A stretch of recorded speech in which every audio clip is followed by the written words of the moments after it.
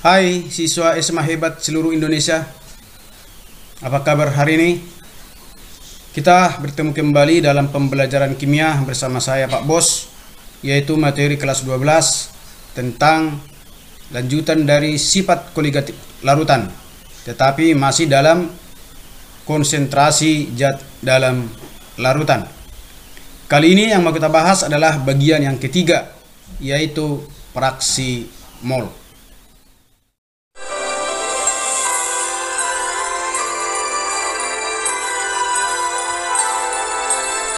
Apa itu fraksi mol?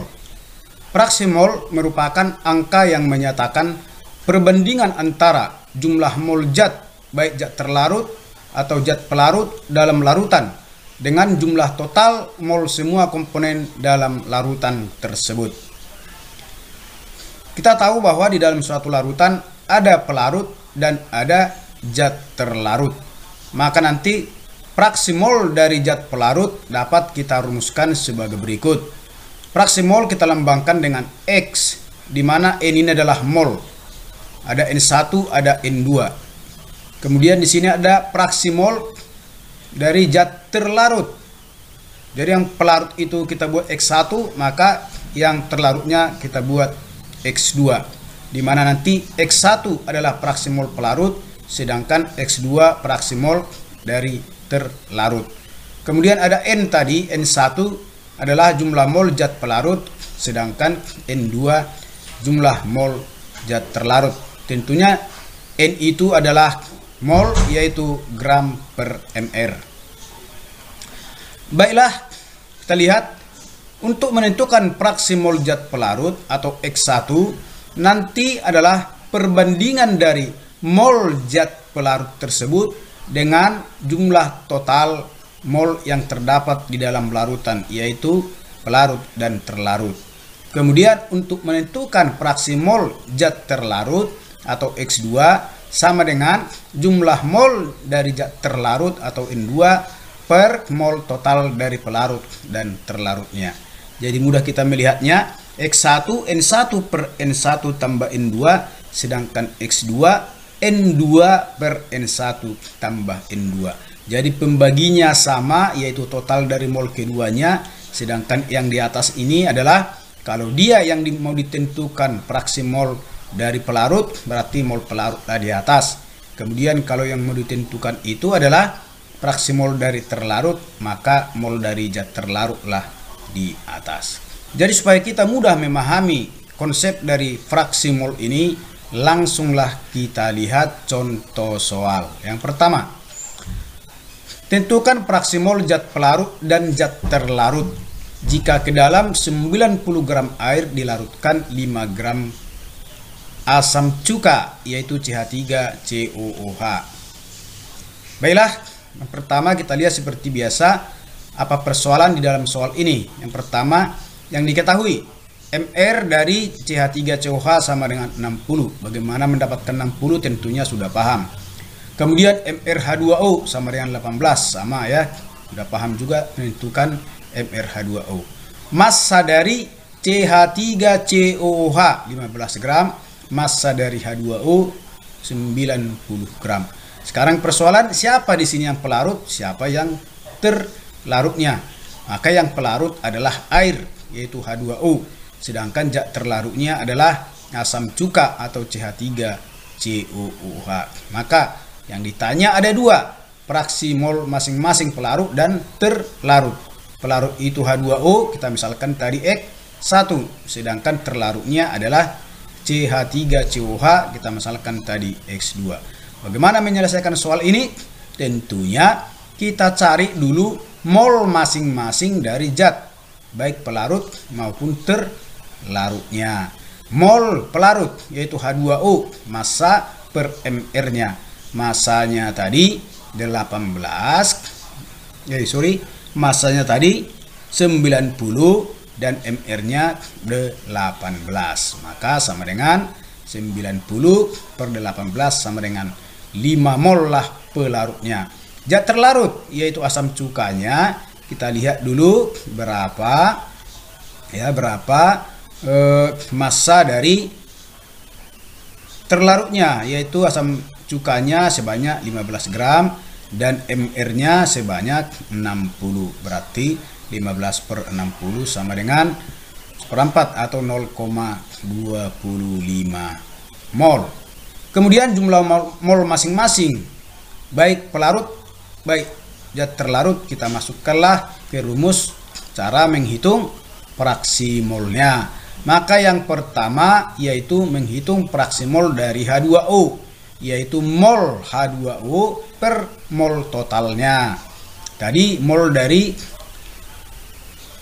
H2O yaitu kita anggap sebagai N1-nya, sedangkan nanti mol dari CH3COH kita anggap sebagai N2-nya. Maka rumus untuk menentukan fraksi mol dari CH3COH atau terlarutnya N2 per N1 ditambah N2. Maka sekarang kita tinggal memasukkan harga N masing-masing ini, baik N1 dan N2 ke rumus ini. Yang pertama kita mulai dari fraksi mol pelarut. Maka kita masukkanlah harga N1-nya 5, sedangkan N1 tambah N5 berarti 5 ditambah 0,25 atau sama dengan 5,25. Maka 5 dibagi 5,25 sama dengan 0,95. Itulah angka dari fraksi mol pelarut airnya. Kemudian untuk menentukan fraksi mol terlarutnya, asam cukanya, kita masukkan tadi harga N2-nya 0,25, sedangkan yang di bawah tadi sama dengan yang di pertama yaitu sama 5,25 ya. Sehingga hasil baginya sama dengan 0,05.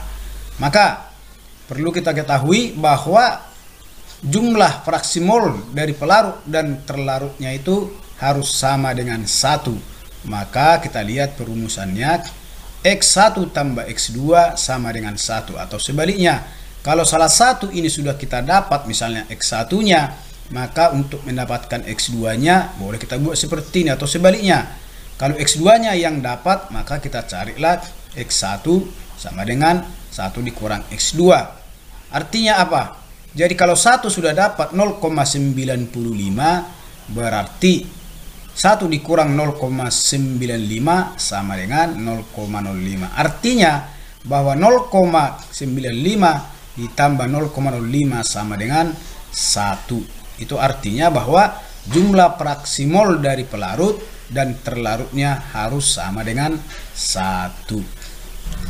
Soal kedua.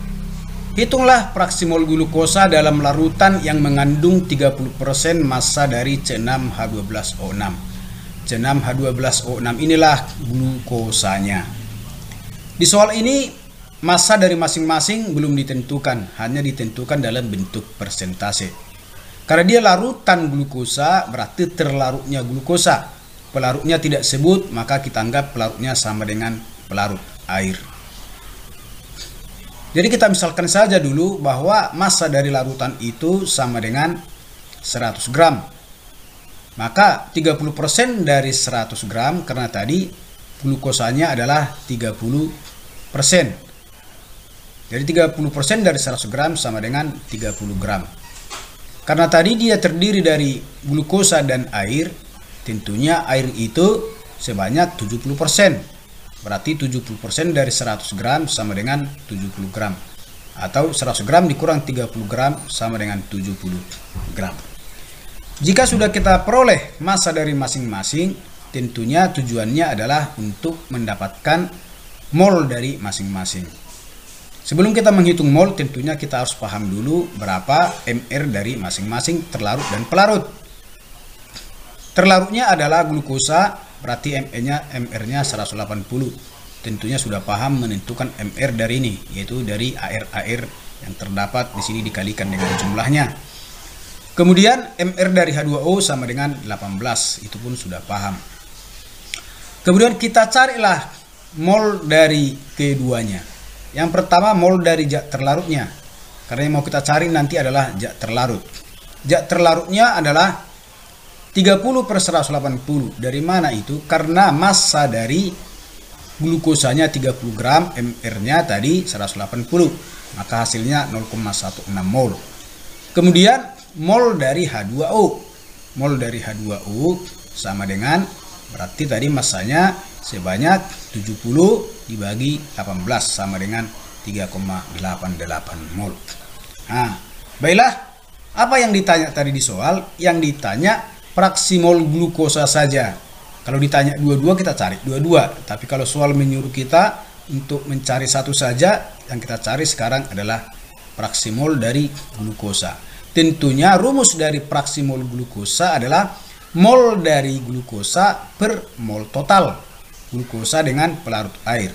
Tadi mol dari glukosanya 0,16, sedangkan mol dari airnya 3,8, berarti di bawah 0,16 ditambah 3,88. Baiklah, berarti hasilnya sama dengan 0,04. Jadi demikianlah cara menentukan fraksi mol dari terlarut yang ada di dalam larutan ini. Seandainya mau kita cari mol dari H2O, tinggal mengganti yang di atas ini adalah menjadi 3,88 dibagi totalnya ini.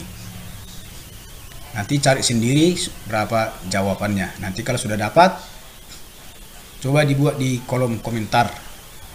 Baiklah, demikianlah cara menghitung fraksi mol baik zat terlarut maupun zat pelarut di dalam suatu larutan. Demikianlah cara menentukan konsentrasi zat di dalam suatu larutan. Sebelumnya kita sudah mempelajari molaritas di video sebelum ini. Jadi kalau belum ditonton, silakan tonton supaya mudah nanti memahami konsep-konsep dari sifat koligatif larutan. Baiklah, berikutnya nanti akan kita masukkanlah ini ke dalam sifat koligatif larutan yang 4 ini, yaitu untuk menentukan penurunan tekanan uap, kenaikan titik didih, penurunan titik beku, dan tekanan osmotik. Supaya saya ingatkan, nanti di dalam penurunan tekanan uap yang kita gunakan adalah fraksi mol. Sedangkan di dalam kenaikan titik didih dan penurunan titik beku yang kita gunakan adalah molalitas. Dan dalam tekanan osmotik yang kita gunakan adalah molaritas. Jadi sebelum kita nanti mempelajari yang 4 ini, pahamilah satuan-satuan konsentrasi yang sudah kita latih dalam 3 video pembelajaran, baik molaritas, molalitas, dan fraksi mol, supaya nanti dalam belajar sifat koligatif larutan kita sudah lancar untuk mengerjakannya. Baiklah, sampai sekian pembelajaran kali ini. Kita bertemu kembali dalam video pembelajaran berikutnya, yaitu tentang sifat koligatif larutan. Sampai sekian, sampai jumpa, salam sehat.